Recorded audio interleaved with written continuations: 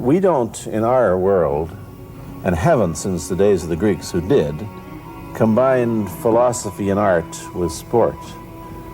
If you do not have styles, if you just say, well, here I am, as a human being, how can I express myself totally and completely? Now, that way, you won't create a style, because style is a crystallization, that way, it's a process of continuing growth. Yeah.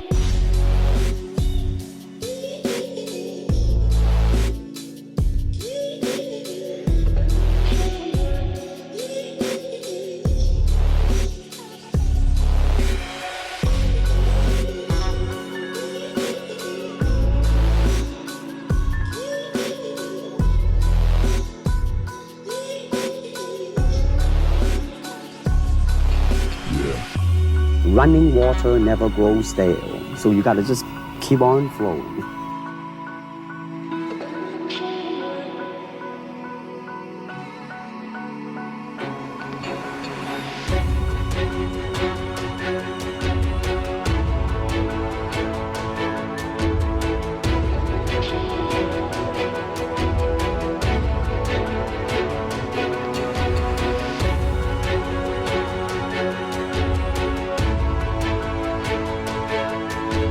Ultimately, martial art means honestly expressing yourself.